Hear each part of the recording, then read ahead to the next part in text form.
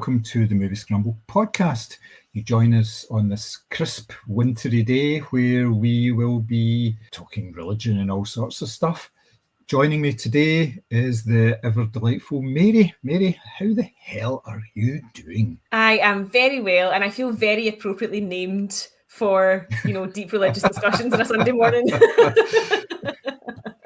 Yes, Mary and John, yeah, you can kind of guess where our what schools we went to. For names and what schools we went to as well. Yes. Yeah. There was a wee hint about what we're going to be speaking about today. Today we are going to be talking about the 2024 film Conclave. The Pope is dead. The throne is vacant. The conclave begins now. We're about to choose the most famous man in the world. And 1.25 billion souls watching. Let's say this is a pretty fair vision of hell. Well, don't be blasphemous, Ray. Hell arrives tomorrow when we bring in the cartons. The film is directed by Edward Berger, whose last film was All Quiet on the Western Front. It is based on the novel of the same name by Robert Harris, and it stars Ralph Fiennes, Stanley Tucci, John Lithgow, Isabella Rossellini, and Sergio Castellitto. It is, as the title suggests, a film about a conclave. Now, for you people who are not of the persuasion of actually being interested, you're not one of the 1 billion Catholics or former Catholics or wooden Catholics or whatever you want to call them these days, people who have been around the religion or the faith. A conclave is where a group of cardinals get to, in this sense, a group of cardinals who get together in order to elect a new pope. So the story starts with the death of the previous pope, who was seemingly highly regarded. I say this because at his bedside you've got 4 cardinals basically greeting about the fact that he's gone, which probably says more about what's going to be happening over the course of the film than anything else. Anyway, the outcome of that is that there is a short period of mourning, and then cardinals from all over the world come to Rome, to the Vatican, in order to elect a new pope. There is a whole procedure set up for this. It's been done for probably centuries in roughly the same way. Basically, the cardinals get sequestered, as in they are cut off from the outside world, and they have this very elaborate system. It could be done in 20 minutes if they just put their hands up and say who they're voting for. But it's this very elaborate system of them writing down the name of their preferred candidate, and then the votes are counted up, and it needs to be a 2/3 majority for a new pope to be elected. And they go through these various rounds of voting. For anybody familiar with the whole process, it's the whole white and black smoke that indicates to the world whether a new pope has been elected. Black smoke indicates that they are still deadlocked, and white smoke indicates that the voting has now concluded and we have a new pontiff. So the whole drama around this is basically the lead up to and the actual conclave itself. Now, this may sound on the face of it to be a little bit dry, but it is anything but, I would venture at this early stage. Mary, what were your initial thoughts about Conclave? Do you know, I actually have read quite a few of Robert Harris's novels, most of the World War II ones, which will surprise nobody. And I've never read Conclave, which obviously this is based on. But I loved what Edward Berger did with All Quiet on the Western Front, and I saw the cast list for this, and I thought, well, I'm going to go along and see this and just see what it's about. And you're so right. I feel like on the face of it, it sounds like the most dry cinema experience ever. It's just men voting for other men to become even more, powerful or whatever. It sounds really boring. I was so blown away by how much I absolutely loved this. I couldn't believe how funny it was at times, how dramatic it was, and obviously, as I'm sure we'll get into, the whole sort of production of it all is just absolutely flawless, and great score, and yeah, so much to talk about. I just think it's been total surprise to me how much I enjoyed this. Exactly the same way that I felt. It was a film that I knew very little about going into it. I've obviously seen films where this kind of thing has happened before. It's been on screen several times.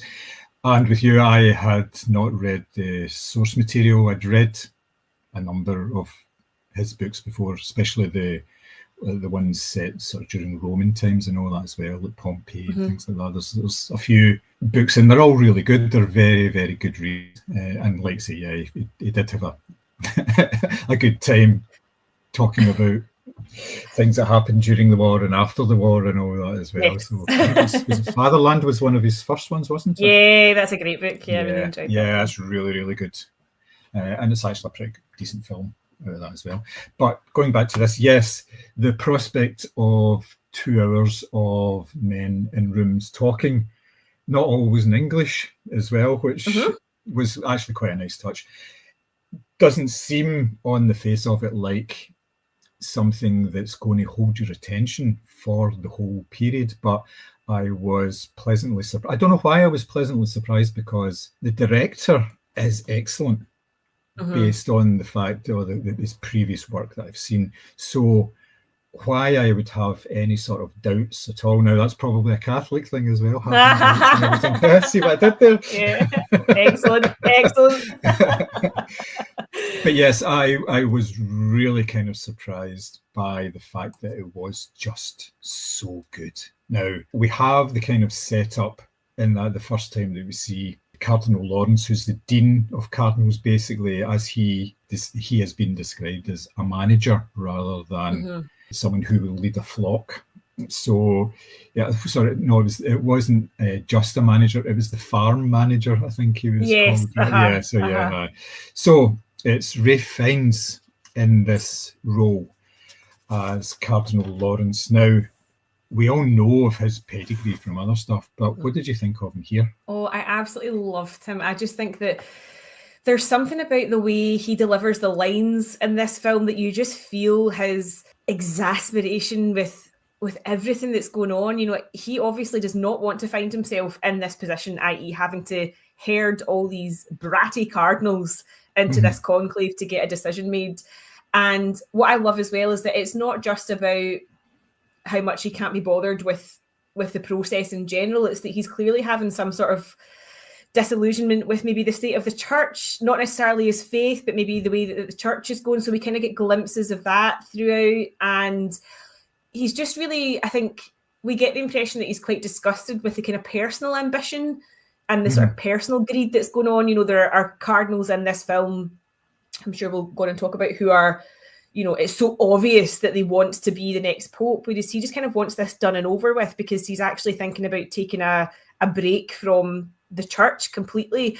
So I really think that Fiennes does that justice. And there's also really beautiful camera work. So we're often sort of bearing down on him from above, as if you can actually feel the weight, like physically pressing on his shoulders, that he needs to just get through this conclave. But he obviously is the kind of straight man in amongst all of, because there is some moments of humour, but with typical sort of Fiennes class and charm, he does get to deliver a couple of really wicked one-liners as well. But he does so with completely a straight face and obviously with lots of composure as well. So I just thought that the way that he physically carried himself throughout, he looked really authoritative. But at the same time, you can tell he's fed up and he wants out. So I thought that was a really interesting dynamic to bring to that character as well. You know, he's not a job's worth. He's not like officious or anything like that. He's actually quite disillusioned with the whole thing, which I thought was really, really interesting. Yeah, you can tell that he is a manager because he's very good at what he does. He's a good manager, and that's why he's in that position. And there's a whole, like you said, there's a whole thing about him. He'd actually wanted to leave and move away from it, but he was persuaded to, or he was told to stay. He wasn't persuaded. The Holy Father says, no, you can't resign. You have to stay here. And this is all stuff that's just background to it. But yeah, you're right about the fact that it weighs heavy on him, because the very first image you get of him is he's walking along a tunnel, and the camera is over his shoulder. So like you say, it's kind of bearing down on him. And all you hear is his breath, this Yeah. all the time. And you get on a few occasions with him, and I think there's maybe one other character that gets the same sort of treatment to try and sort of express how they are actually feeling as well. The main sister, and as well, she gets the sort of camera over the shoulder type shot as well, and it really just gives you this impression that this is a man with the weight of the world on his shoulders. Yeah. He obviously knew this was coming at some point, because people don't last forever, but it came as a bit of a surprise. So therefore, you can tell as soon as he walks into the room where the Pope is, he's lying there, he's dead. And it's just the mood in the room, and he's just thinking, this is... Yeah, he knows this is a shit show about to start. Yeah. And he's going to be basically trying to wrangle them all together. And it's not the easiest thing to do at the best of times, but the fact that he's having to do it under such scrutiny, and it's right early on, they say, they're not just thinking about the fact that it's going to be like a real process to actually elect a new pope, but it's everything around it. It's the whole media circus that's going to be around it. The image of the church as well, it comes in, their reputation and everything will come into sort of a lot of scrutiny as well, depending on how long they take to do it and how many official appointments the Pope had in his last day and everything, were we overworking an old man, a sick man, or, was he busy right up to then because that's what he did, that was his job and everything. So yes, it's really sort of, it gets political really, really quickly. Very quickly, because it's interesting, they talk about, working an old man to death, and then the next thing they're basically prying the ring off his finger and stuff like that. The transfer of power is so visual, and it's so, as you say, it's so quick. And immediately, as you say, it's not just about, because even if you're not religious, people do tend to see, there's a new pope, and you kind of look at it and maybe watch a bit on Sky News, whatever. So it's not, in this context, it's not just, somebody needs to apply for a job. It's the entire, first of all, the entire world's Catholic population is certainly watching and seeing where the church is going to go next. But then also even just casual bystanders are using it as perhaps another stick to beat the church with or whatever. So there's all this politics brought into it immediately. And I think that scene, where he's walking down the tunnel and or the corridor rather, and it's just his breath, I think that gives because he sounds like he's sort of raggedly breathing, so you just get the impression that there's a panic setting in like immediately. So I thought that was a really excellent sort of establishing shot for his character. Yeah. What did you think about the fact that he wasn't particularly expressive in any way with the way that he acted? There was an awful lot of stillness to his performance, as far as I was kind of aware. I think that makes a nice contrast to the other characters who are very over the top. I'm thinking in particular Cardinal Tedesco, the Italian, who's like vaping at every given opportunity and making shitty comments about his colleagues. So I actually really you can understand why he was chosen to lead the conclave, because there is, like I said, the way he carries himself, he's his posture is immaculate, and he sort of glides across these, really polished floors. But at the same time, he is somebody who observes. And while the other characters are talking, or in most cases bitching about each other and the process and what's going on, he's just taking a step back and listening. And I think that's so important, because we see that he's not a character who's going to make rash judgments or decisions that he feels would just keep the popular opinions quiet. He sits back, he listens, and he watches as to what everyone else is doing, how the dynamics are with the different sort of groups of cardinals, and then he goes and does his research as well. And I think that again sort of makes you maybe trust his character a bit more, because of the way, as I say, he carries himself very authoritatively, but also that he's not really getting involved in the drama. He's there to sort of try and sort it all out. And so you kind of place your trust or your viewership with him, because you want to go on him and understand how he's going to come to the conclusion as to who should be Pope and how he's going to manage all of this. But he's not involved in, as I say, the shitty comments about the wine or the vaping or, rumours that somebody's a nonce or whatever it is. He's there to observe, and in that case he's kind of like us, he's just watching everything. Did you get a sense at any time that you may be just getting everything from Lawrence's point of view. Basically, we're with Lawrence for the whole film, and there, at one point, one of the other characters does say to him that he's basically lining himself up to be the prime candidate. And I did get that sense that there was a hint of that, whether it was true or not, that and the story did kind of lean into it a little bit, that he was basically lining himself up. And because of that, I hadn't read the book or anything, I didn't know how it was going to go. But I thought that was kind of plausible. But I think that's probably more from the fact that there's so many conspiracy theories and things like that. Yeah, I think that's the thing. Like, there's so many conspiracies within this film, and I was amazed that these, men who you thought would be really holy and like collegiate with each other were all backstabbing and climbing over each other to be the next pope. And there was obviously like factions within the group as to who wanted to modernize, who wanted to keep things more traditional, who wanted to go even more hard line. So yeah, there were moments where you kind of thought, is he sort of setting himself up? Yeah, there is that. Obviously, we've touched on the supporting cast here as well. Now, we've got Stanley Tucci, who is one of what he's called the 27%er because he elevates seemingly rubbish entertainment by at least 27% anytime he's on screen. Is that true? Well, he's one of these actors that if you see him in something, I think it was something that was actually made up by Empire magazine. They started calling some of these actors 27%ers because they raise the film by at least 27%. That is brilliant. That is brilliant. Which kind of makes sense. So, yeah, he is Cardinal Bellini, an American liberal. We also have John Lithgow as Cardinal Tremblay, who is a Canadian, but he's a moderate, so he's not quite the same as Bellini. And obviously he'll have Cardinal Tedesco, Sergio Castellitto, who is he's more of a right wing, I would say, more than anything else.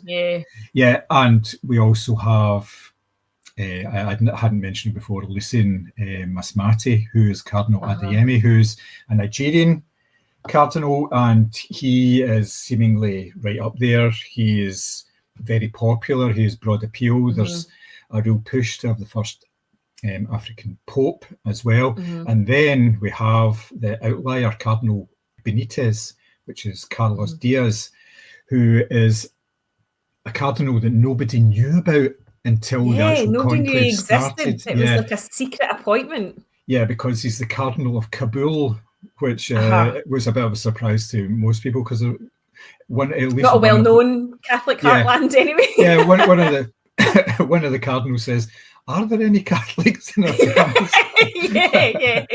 yeah. So you have this wide-ranging supporting cast, all these people who may or may not be vying to be the next pope. How do you think that all kind of fitted in with this sort of stillness personified image of the Dean of Cardinals?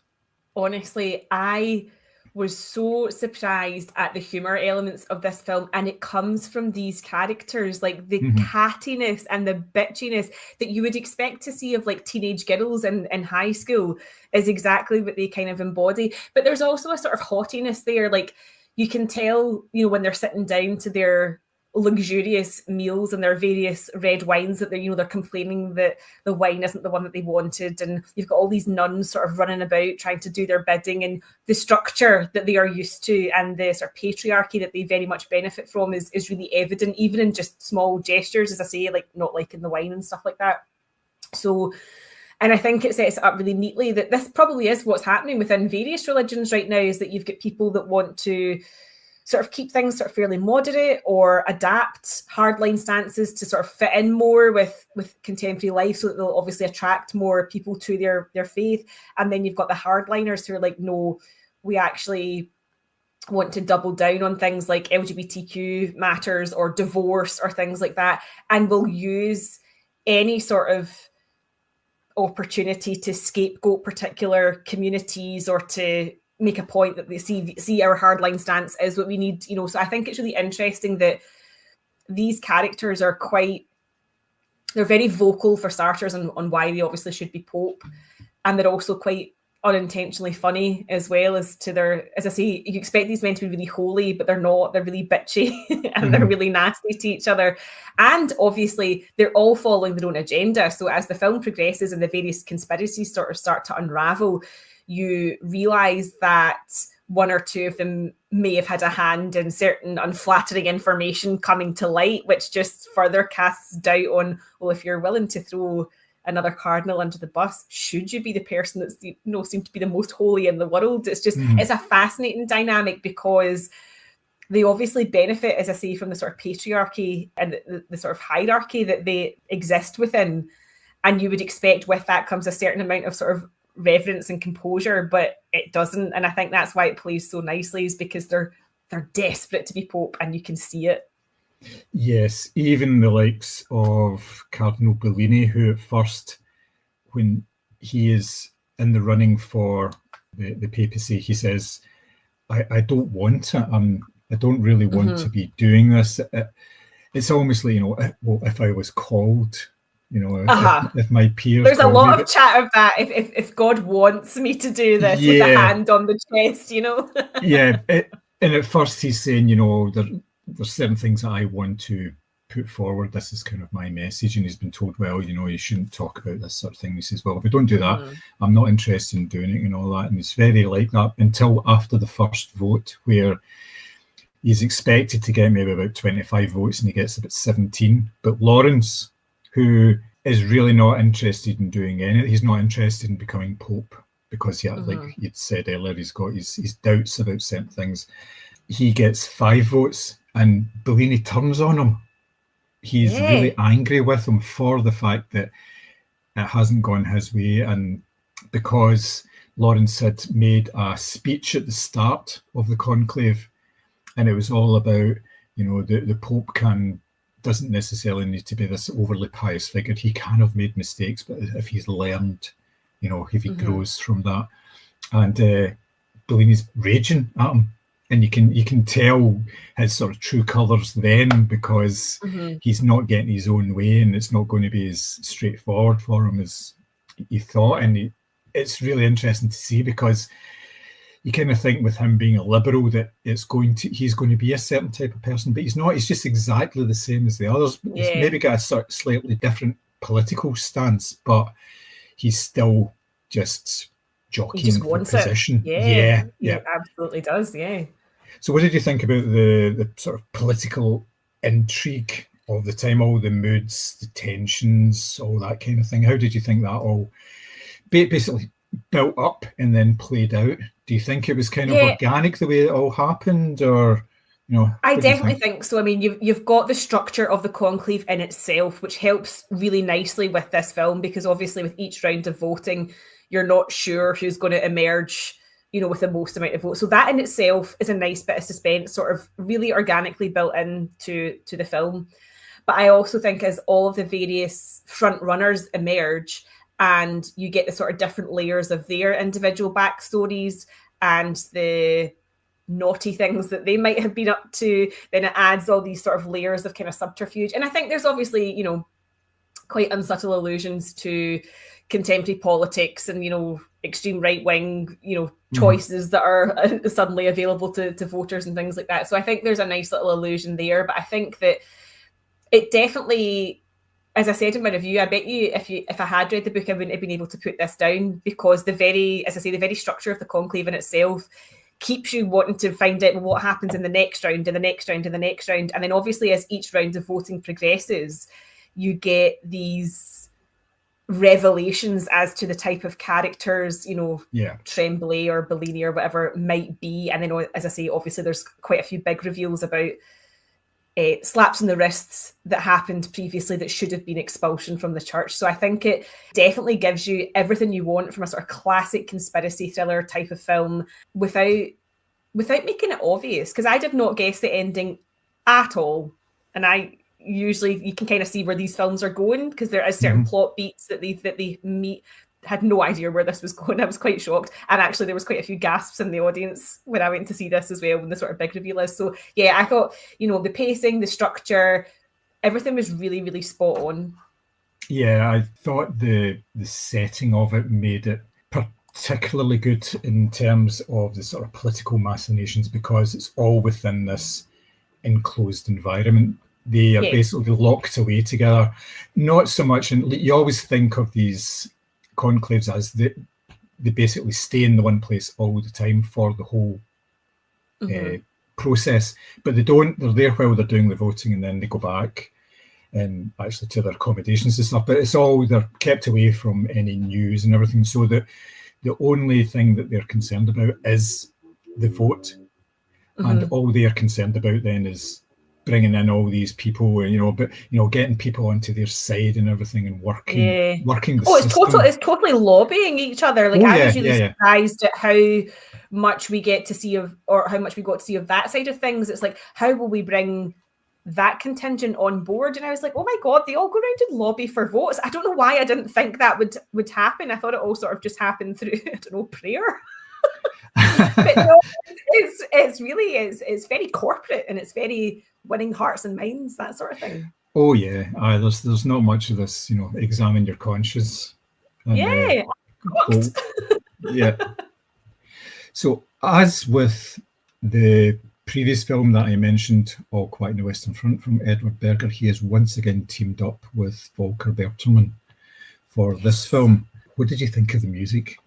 Oh, I loved it. Honestly, as you know, All Quiet on the Western Front, the score for that made me leap out of my skin, because it was those really jarring sort of horn blasts. But here, I thought it was like, there's this really beautiful motif that goes through, and it sounds like the sort of clanking of keys, or maybe like a gate being shut or something, which obviously is to emphasize the fact that they're being locked in to make this decision.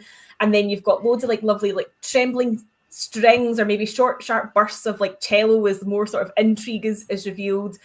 I just thought it felt classical enough to match the setting, because obviously the setting, you've got these, opulent sort of golds and marbles and frescoes all over the wall. So I felt it was really in keeping with the actual setting, but also sort of modern and experimental enough that it felt distinct, and it felt very, as I say, of the occasion. You felt like you were being locked in with each little sort of bar of music progress, and I thought it was really, really well done. I can't wait to see what else he scores, because I think he's a very, very interesting composer. Yeah, like you say, there were differences between the Western Front score and this. There was more sort of electronic sounds in the Western Front score, which was jarring and felt out of place, but worked really well because of what it was helping the visuals. Here it was, like I say, more classical, but it still had the same impact. You had maybe just like violins playing, and then you would have almost like a string quartet, which was heavy on the cello for these big bits as well. Yeah, but you would get tiny wee pieces of music, and it was almost like you didn't even really hear them. They were just like maybe almost like 6 and 7 notes of just like a wee sound, and it would come in and then go away, and come in and go away again, and it was just fantastic the way they did it. Probably the best scene that was used, that kind of technique was used in, was when he broke the holy seal of the pontiff's room and was in there.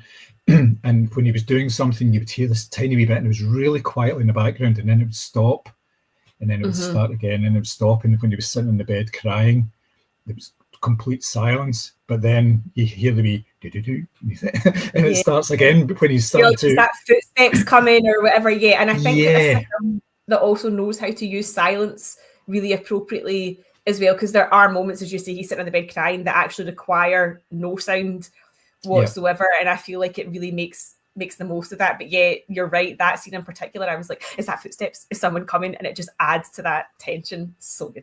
Yeah, it works really, really well. It's integrated so well into the scenes and everything, that you can tell that they've worked like so closely, right down to the way that the film has been edited, and the way that they've used music in that edit and all that. It's just absolutely fantastic. Now, you mentioned there about there are scenes of like silence and quiet. I noticed that there was a real sort of mix, as in there was a mix of big sort of grand set pieces, like when they were doing the voting and stuff, and very sort of quiet, intimate moments as well, which was just maybe either Lawrence sitting on his own or just a one-to-one conversation or something like that. How did that kind of mix? Do you think that helped the story?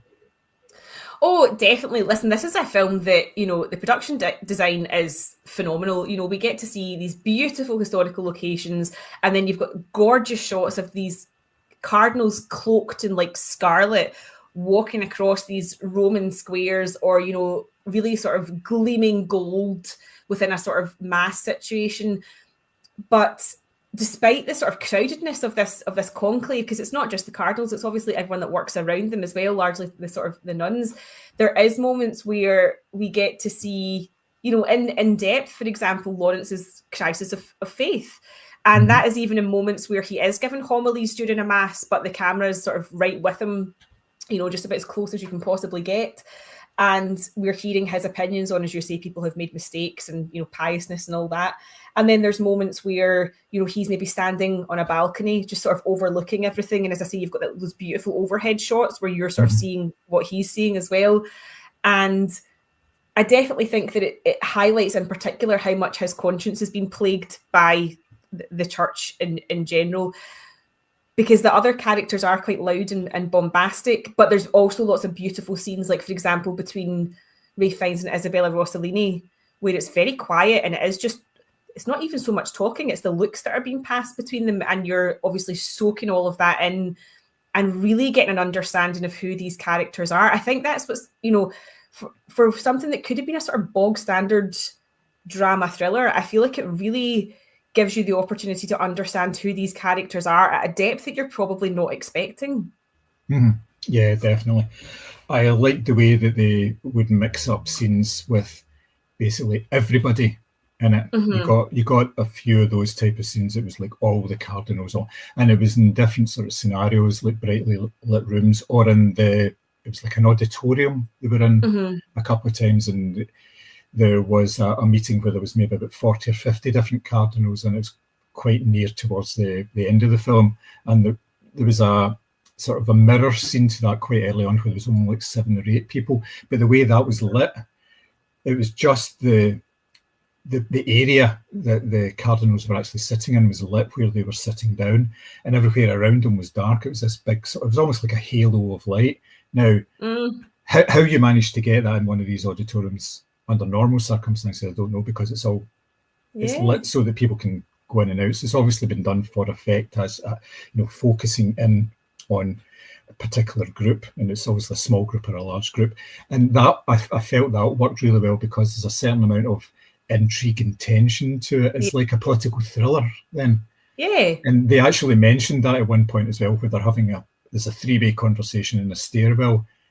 And Lawrence says that I feel as if I'm like at some US political convention. It's like a backroom deal that they're making, which I thought was very sort of astute. It worked really, really nicely. Kind of elevated the film for me. It could have been straightforward story where they're just going in and out and doing what they need to do, and it may be nice and glamorous and everything, but it wouldn't have had the same impact, because there wouldn't be the same thought that went into how it's all staged and how it's all put together, as far as I'm concerned.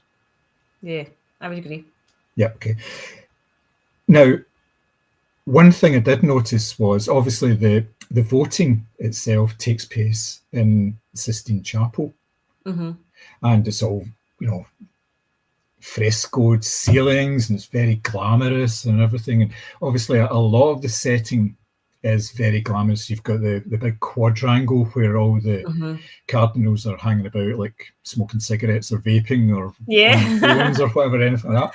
But then, in contrast to that, they're living in dormitories and they're eating in a canteen, pretty much. So that was a wee bit of a surprise. It was something that my good lady wife noted as well, the fact that you expect everything to be glamorous and everything, but it's basically, it's almost like student accommodation, very nice student accommodation, but it's still student accommodation, as in they've all got their own wee separate rooms, but they're all in the same sort of corridor. There's maybe like 40 rooms, with the Pope's room at the very end, where he obviously lives all the time, and then you've got basically a big canteen that they all go and sit with their pals, in the canteen as well. I thought that was a nice touch, the fact that that's probably where most of the political wrangling actually takes place, in the canteen, because they're sitting about having their meals and they're all sitting with their own wee groups.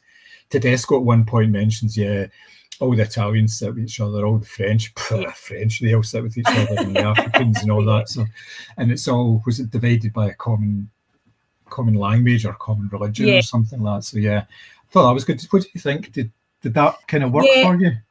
I think I was quite shocked at that as well, because I think there's some scenes where Lawrence has to go and make photocopies, and I don't know why, but the thought of like that just seemed really at odds with everything else, because it was like, of course, they would have office space with like a computer and a photocopier and a fax machine or whatever it is. So that to me, I don't know why, I just thought it was all opulence all of the time. So seeing them going back to, as you say, it's like student accommodation, seeing them going back to their wee rooms, which are really, basic, and also felt to me very sort of prison-like. Obviously you see them at the beginning, they hand over all their electronics and their phones and stuff like that, and their rooms look like they've got really thick walls between them, as if to say, don't you even try to get signal down here, because nothing's going to get through. So I felt, super basic, but obviously, again, despite the fact that they're cardinals, they are meant to be sort of holy men devoid of, materialistic need or whatever, but that's obviously not the case. And as you say, in the canteen, they're all sitting with people that sort of speak their language. Tedesco absolutely living it up with his group of Italian speakers, and as I say, that vape, which I just thought was the funniest thing. I don't know why, I've obviously seen priests smoking before, but I think the vape just added an element of camp to it, and obviously it's got the white smoke coming out of it as well, so there's just this nice little sort of fun going on there that you maybe didn't expect. I quite enjoyed all of that, and the fact that you see them actually being almost normal people. They're obviously not, they're being at that sort of level within the church for so many years. You become accustomed to like not doing certain things, and having not doing your own laundry things. And all this sort of thing, which you see the nuns doing. And as I say, that sort of, they obviously benefit from that very patriarchal system, and you can see that these are men who haven't cooked a dinner for themselves in a long time. And obviously, as I said to Chris halfway through this, never see a skinny cardinal, really. Like, they've obviously all led a very good life in terms of, food and wine and travel and all that sort of thing. So I thought even that was just interesting, the fact that they do make comments about the type of wine that they're being served, and it's like, you are used to obviously sort of certain standard, maybe.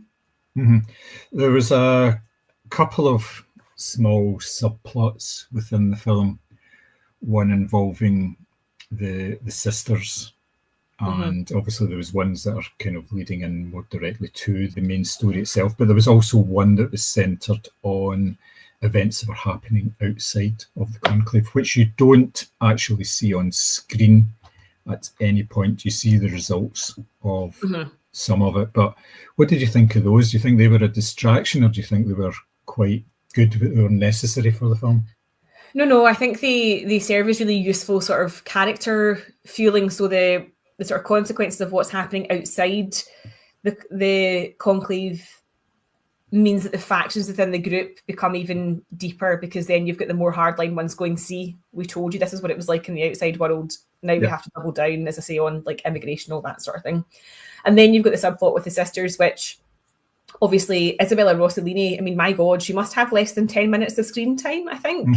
Oh, definitely. But her performance is incredible. She's, listening at doors. She's, paying attention to what the cardinals are saying when they're having their lunch, and she's not missing anything in terms of, if one draws someone a dirty look across the room, she's seen it.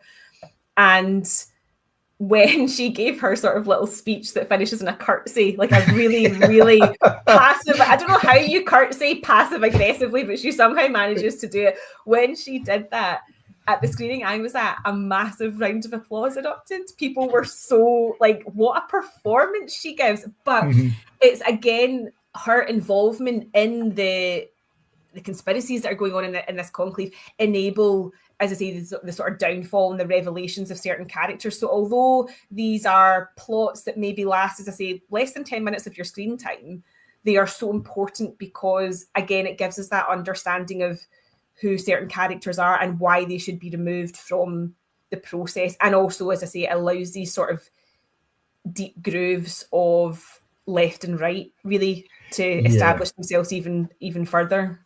Yeah, there are real world consequences for things that they actually do.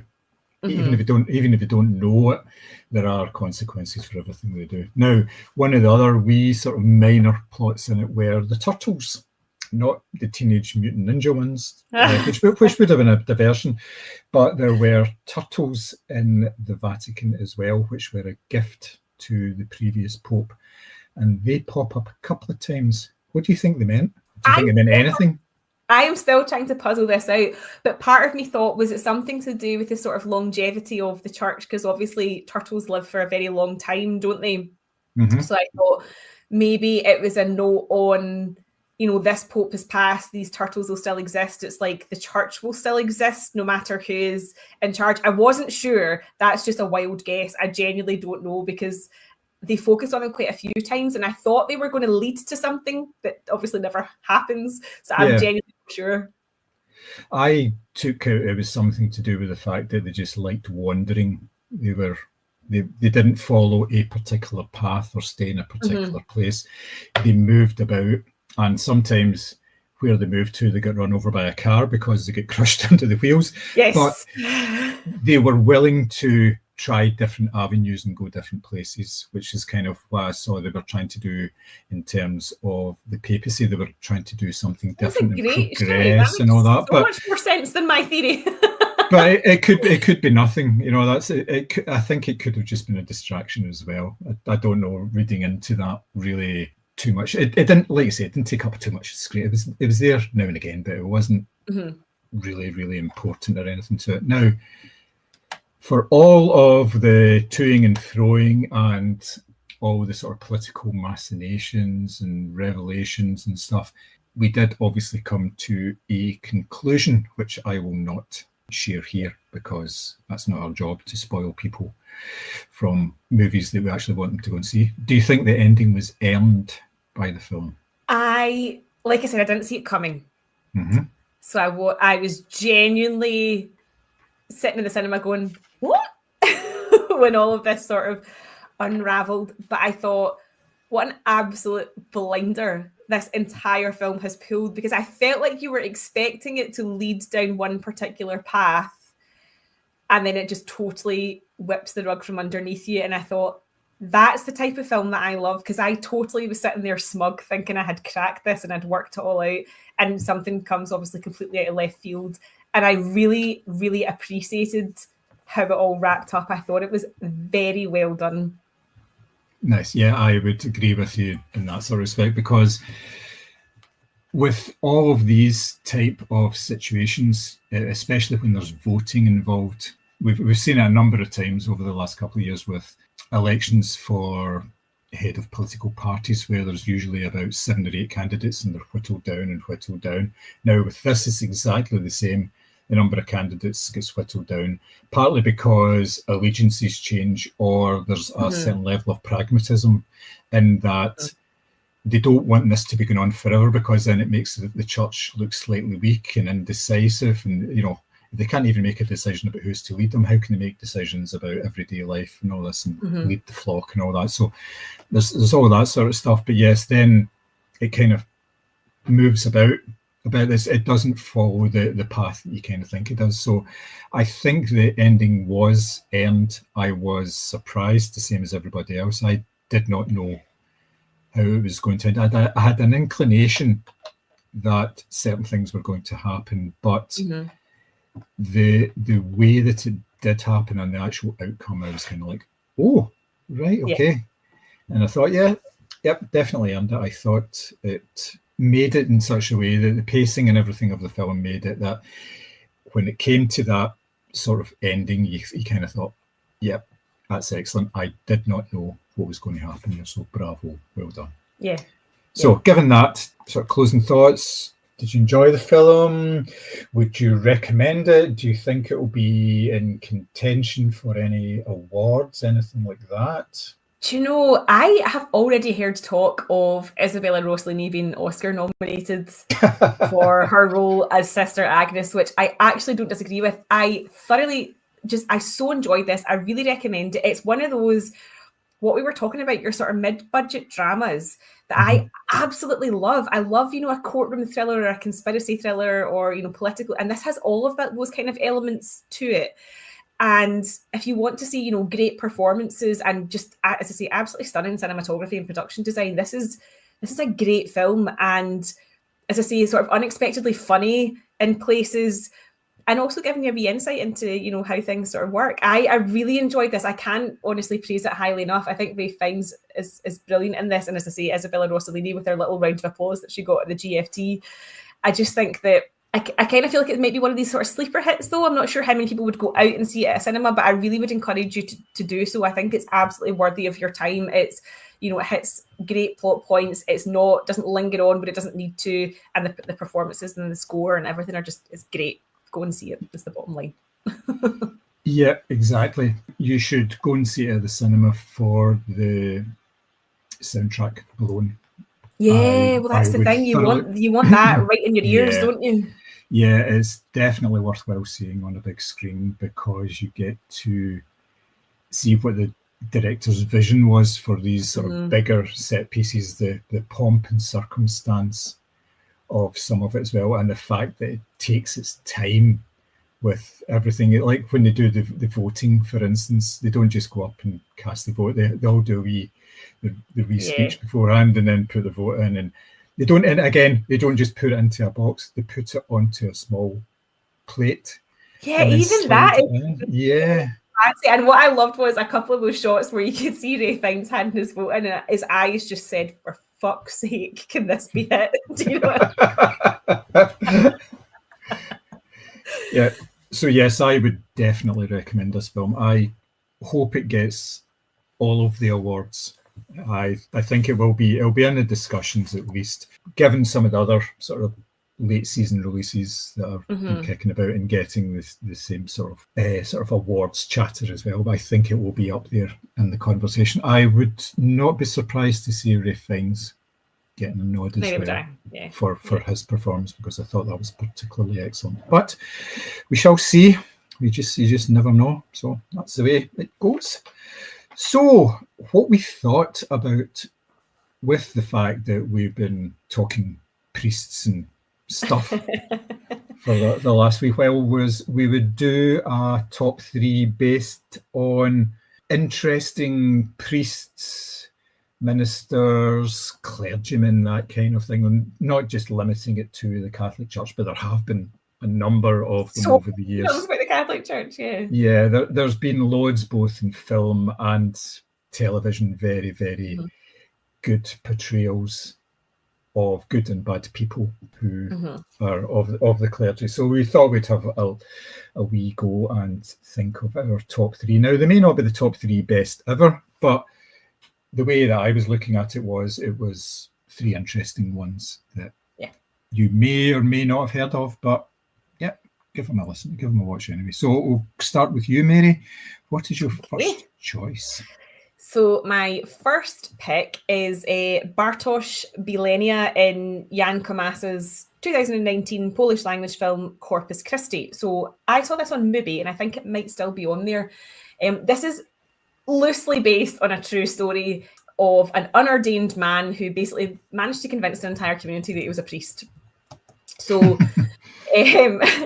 Bartosz Bielenia plays Daniel, who is a young man who's released from juvenile detention, and we sort of see him at first where, he's in a horrible workplace, people are getting the shit kicked out of them, or he's going on like big drug binges and stuff like that, and you just think, where is this going?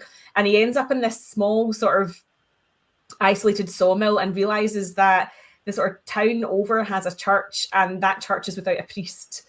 And therefore he goes in, and it starts off as kind of mistaken identity where somebody just assumes he must be the new priest that's sent there, and he just kind of goes along with it. But it's one of these things where he sort of offers up maybe unorthodox salvation to those in the village. So I feel like this film is really quite Polish in some ways, obviously quite a Catholic country. And you can imagine that, yes, there would be a church that would be full every Sunday like this one is. And so he kind of talks to them about guilt and belonging, and is very quick to point out their hypocrisy when they sort of fall at the feet of the local mill owner and cast out certain others within the village. So he kind of points out that they're not being very Christian in what they're doing. And I just think his performance is great, because he's obviously this young guy who's found himself having to prepare homilies every week, and he doesn't know what he's doing. There are loads of scenes, actually, it's really funny, where he is kind of looking for someone to point out what the next bit of the mass is, and he's not sure what he should be pointing at, gesturing, doing, singing. So it is fantastic. But it is almost kind of like a bit of a morality tale, whereas I say he's sort of pointing out the flaws of their behaviour, but obviously as a very flawed person himself, having been in prison and done some things that he obviously shouldn't have done. But he sort of is the kind of antithesis of their piousness, as it were, in the community. So it's a really great film. Sort of mixes drama and obviously little kind of funny bits as well. But if it's still on Mubi, I would absolutely suggest that you check it out, because, as I say, even the fact that it's based on a true story, I find utterly hysterical that somebody managed to kid on they were a priest. So I think, Bartosz Belenia in the lead role is fantastic. Like, he is so empathetic and charming and patient, but also just really struggling with his own past and his own guilt and who he is. So it's a brilliant performance in a really, really good film, and definitely worth seeking out. Nice. I have not seen it, so I cannot possibly comment on it, but it sounds really interesting. And as I still have access to Mubi, I will definitely take a look at that one. It sounds very good indeed. It's interesting that you chose one that is a lead character. Now, 2 out of my 3 choices are supporting characters in films, which is quite, I hadn't actually thought about it up until this moment. So the first choice for myself is Bishop Henry Brougham, played by David Niven in the 1947 film The Bishop's Wife. A nice wee Christmassy alternative to It's a Wonderful Life. Basically, Bishop Henry is having difficulties. On the face of it, he's trying to raise money for the cathedral, but it goes a lot deeper than that, in that he's actually having difficulties with his faith, and also with the fact that he thinks his wife no longer loves him or respects him in the same way that she used to. So into the mix comes Dudley the Angel, played by Cary Grant, to try and fix things for him. And it's the interplay between Dudley and Henry that actually make the sort of best scenes in the film, because, well, for a start, Henry doesn't believe that Dudley is actually an angel, even though he does angel-y type things. But there's a lot of sort of comedic elements in this where Dudley forces Henry to be stuck in a chair and things like this, all this kind of stuff. But it's just these wonderful performances again from sort of top actors. David Niven is just absolutely fantastic, pretty much in everything that he ever did. But here as the bishop with doubts about his sanity and about his religion is just absolutely fantastic, and I absolutely love this film. It's probably my favourite Christmassy type film of all of them, with It's a Wonderful Life a close second, obviously. Yeah, I love this film. I watch it every year. It's so funny that didn't even pop into my head, but you're right, it's because he's a sort of secondary character to all the Cary Grant stuff that's going on. But yeah, another priest is having a bit of a crisis of faith, so that's a nice wee tie-in to So your second choice? This is a bad representation of these. So my next choice is Philip Seymour Hoffman in John Patrick Shanley's 2008 film Doubt. So he plays Father Brendan Flynn, a priest who is accused of an inappropriate relationship with a young black altar boy. And it's a very conflicting and I feel like nuanced performance. His fingernails in this will forever give me the creeps because they're far too long. But we never actually find out if he's guilty. So this is obviously based on a play, and seemingly only the actor who is ever playing the role of Father Flynn is ever told if the priest is guilty or not, and it's up to him to then make his performance fit, that verdict or whatever. So most of the action actually takes place. You've got Meryl Streep as Sister Aloysius Bouvier and Amy Adams as Sister James, who's quite a new none. So most of the sort of action, if you want to call it that, takes place with Sister Aloysius basically on a mission to get his character out of the church and out of this particular school. And I feel like it is definitely one of those films where you have no idea if he's done it or not, because at times he seems so broken. And, you know, he gives the homily of the parable of the feathers to make it clear how he feels about gossip destroying people's lives. And then you've got these absolutely powerhouse performances from, you know, the dynamic between him and Meryl Streep obviously is incredible, because she is just an old bitch in this. And he is a man who seems plagued by his conscience, but you're never quite sure if that's because he's done something or not. And then even the supporting cast is made up of like, you know, Viola Davis plays the young altar boy's mother, and she's incredible on screen for the time that she's on as well. And I just think it's a really fascinating film in the sense, if you think of something like Spotlight, in which case the priests are very guilty of what they've done, and you can see how they've been moved around from parish to parish.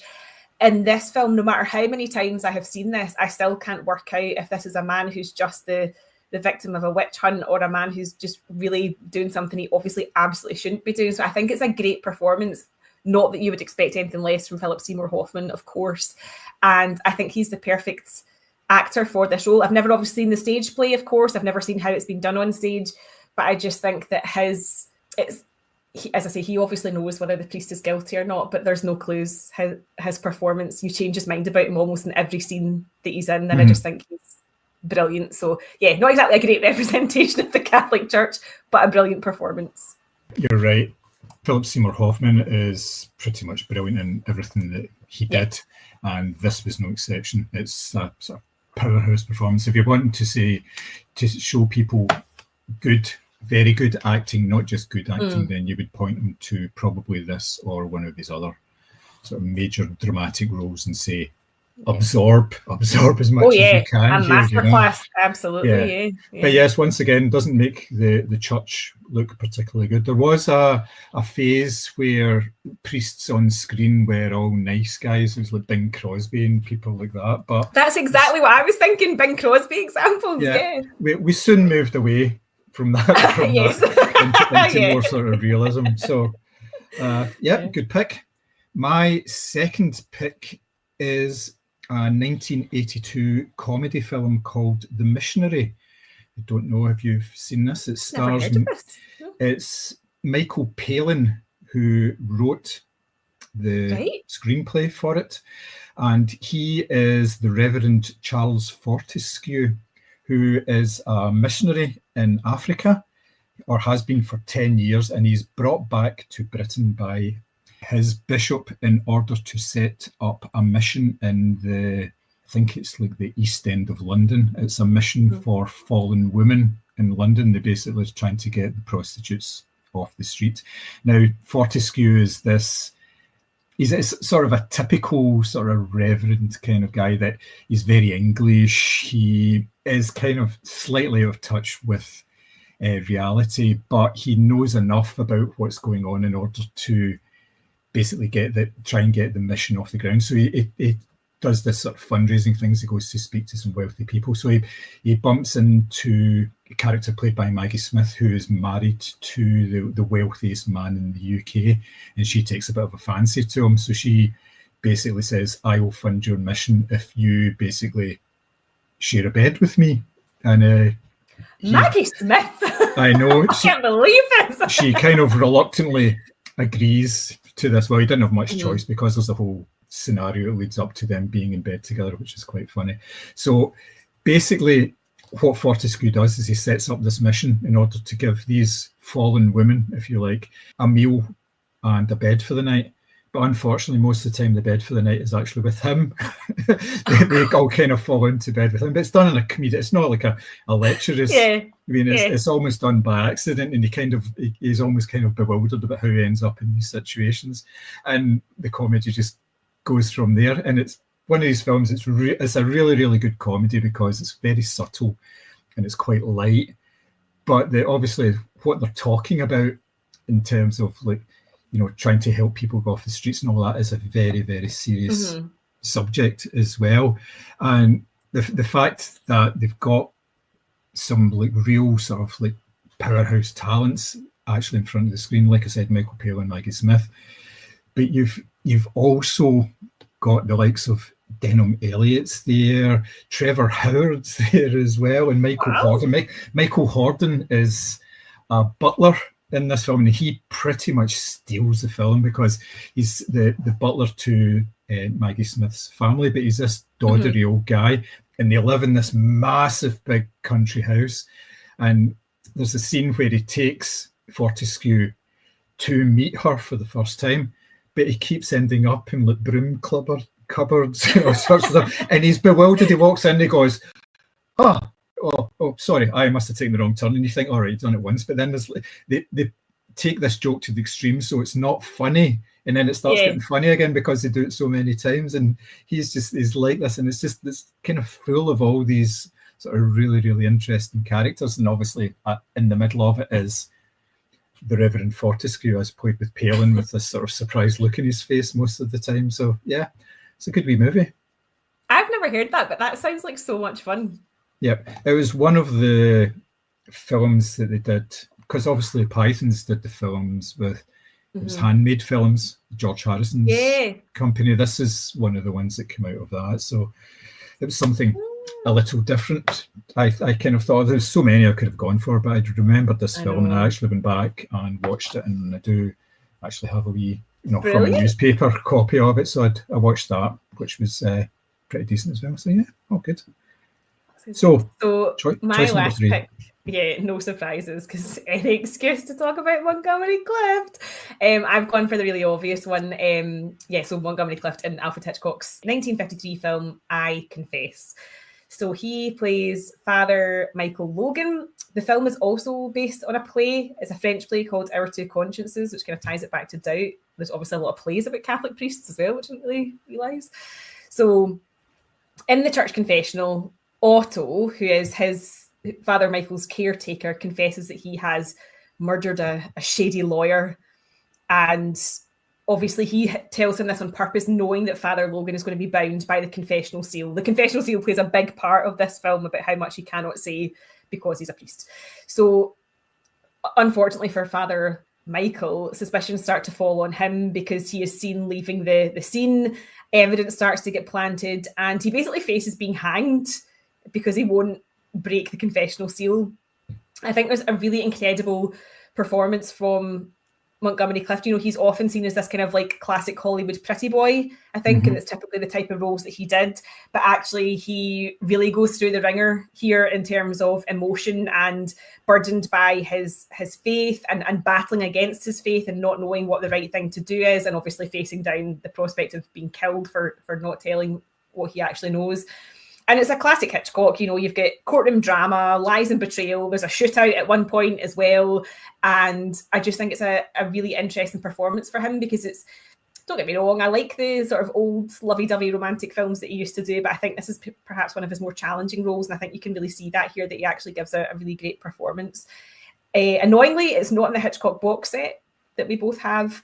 And I will also say that this film was completely critically panned, and, for fun fact, banned in Ireland, because in a flashback to Father Michael's life before he became a priest, he's seen kissing a woman.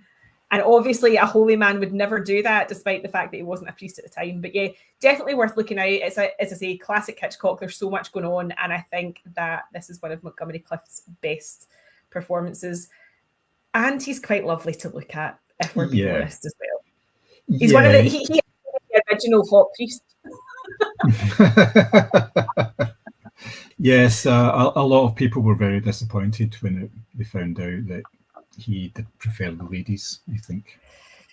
Yes. And of course, I mean, he's got a really tragic life as well. Like, he's one of these kind of fascinating old Hollywood actors to look into in that sense. But I do just think that, I know this maybe isn't seen as one of Hitchcock's best, but I really enjoy it, and I think he's great in it. Yep. Like I say, it's not part of the box set, but yes, I think we probably will find a way to wedge that into our discussions, sort of fuller review at some point. Now, for my third choice, I have chosen a film that has a number of parallels with the feature we were dealing with today.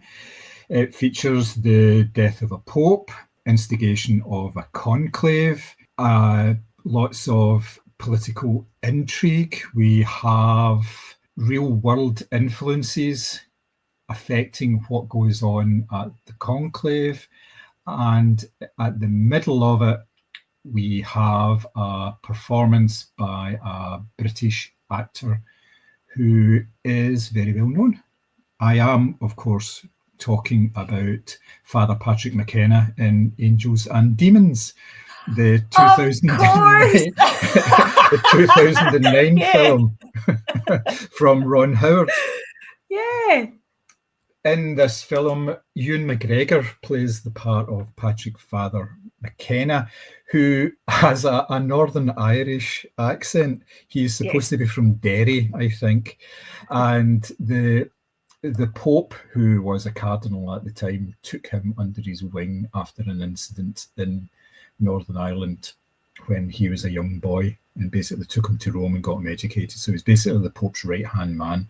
And then the Pope dies, Conclave starts, and at the same time, those very mysterious and possibly quite conspiratorial people at CERN managed to extract the God particle from the Large Hadron Collider, which is actually antimatter. They've basically got antimatter from the stream of atoms that they've been pounding about in CERN, and it's in this small magnetically sealed device, which of course is stolen right away and taken to the Vatican and placed somewhere in this small container that for some reason the battery only lasts 24 hours with the intent that they're going to blow up the Vatican for reasons.